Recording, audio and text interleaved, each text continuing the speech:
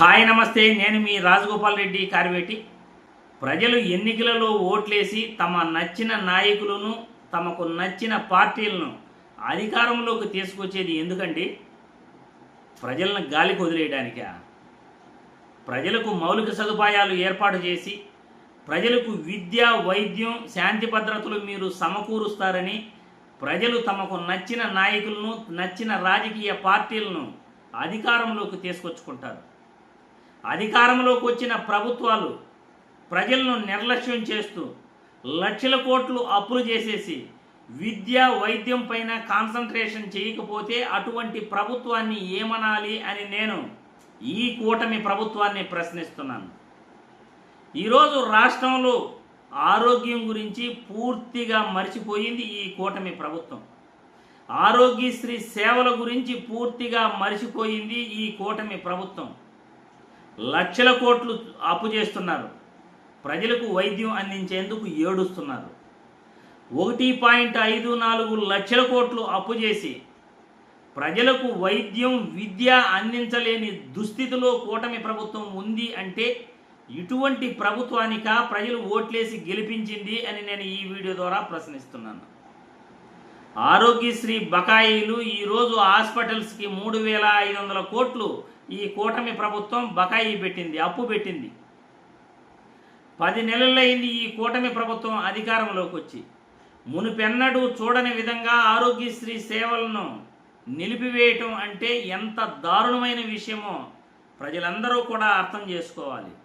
1.54 లక్షల కోట్లు అప్పు చేసిన ఈ కూటమి ప్రభుత్వం ఈ 10 నెలల్లో ఎక్కడ ఖర్చు పెట్టింది, ఎందుకు ఖర్చు పెట్టింది, ప్రజల అవసరాలకు మించి వీళ్ళు ఏం చేస్తున్నారు అని నేను ఈ వీడియో ద్వారా ప్రశ్నిస్తున్నాను.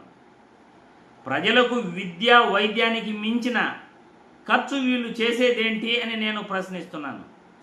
ఆరోగ్యశ్రీ సేవలు నిలిచిపోయి రాష్ట్రంలో ప్రజల ప్రాణాలు పోతుంటే నిమ్మక నీరెత్తినట్లు ఉంటున్న ఈ కూటమి ప్రభుత్వం ప్రజలను పూర్తిగా విస్మరిస్తుంది. ప్రజా వైద్యాన్ని పూర్తిగా నాశనం చేసి ఆరోగ్యశ్రీ సేవలను పూర్తిగా నిర్వీర్యం చేసే ప్రయత్నం చేస్తూ ఉంది. గత వైసీపీ ప్రభుత్వంపై మీరు ఎప్పుడూ ఆరోపణలు చేస్తుంటారు కదా. వైసీపీ ప్రభుత్వంలో జగన్మోహన్ రెడ్డి గారు వైద్యానికి పెద్దపీట వేశాడు. 13,000 కోట్లు 5 ఏళ్లలో ఆయన ఖర్చు పెట్టడం జరిగింది. 13,000 కోట్లు ప్రజల కోసం 5 ఏళ్లలో ఆయన ఖర్చు పెట్టడం జరిగింది. 17 ప్రభుత్వ మెడికల్ కళాశాలలకు ఆయన శంకుస్థాపన చేసి అందులో 5 మెడికల్ కళాశాలలు, 700 MBBS సీట్లను ఆయన తీసుకురావడం జరిగింది. మండలంలో 2 ప్రైమరీ హెల్త్ సెంటర్లు ఉండేలా ఆయన జాగ్రత్తలు తీసుకోవటం జరిగింది. ప్రతి ప్రైమరీ హెల్త్ సెంటర్కు 2 డాక్టర్లు ఉండేలా ఆయన జాగ్రత్తలు తీసుకోవటం జరిగింది. ప్రైమరీ హెల్త్ సెంటర్లను గ్రామాలలో పెట్టి వినూతనమైన రీతిలో ఫ్యామిలీ డాక్టర్ ప్రోగ్రామ్ను ఆయన చేపట్టి ప్రజలకు వైద్యంలో పెద్దపీట వేస్తూ వైద్య రంగానికి 54,000 ఉద్యోగాలు గత 5 ఏళ్లలో ఆయన ఇవ్వటం జరిగింది. 54,000 ఉద్యోగాలు ఒక వైద్య రంగంలోనే ఆయన ఇవ్వటం జరిగింది. ఇంత గొప్పగా 45 లక్షల మంది గత ప్రభుత్వంలో ఆరోగ్యశ్రీ ద్వారా సేవలు అందుకున్నారు. కానీ ఈ ప్రభుత్వం ఏం చేస్తూ ఉంది? ఆరోగ్యశ్రీని పూర్తిగా నిర్వీర్యం చేసేసింది. ప్రజలకు కార్పొరేట్ ఆసుపత్రులలో సూపర్ స్పెషాలిటీ వైద్యం అందకూడదు అని ప్రైవేటు యాజమాన్యాలకు వీళ్ళు చేయూతనిస్తున్నారు. ప్రజలు వైద్యానికి కూడా లక్షలు ఖర్చు పెట్టుకునే విధంగా వీళ్ళు ప్రణాళికలు రచించి ఈరోజు లక్షల కోట్లు అప్పు చేసి ప్రజాధనాన్ని దుర్వినియోగం చేస్తున్నారు.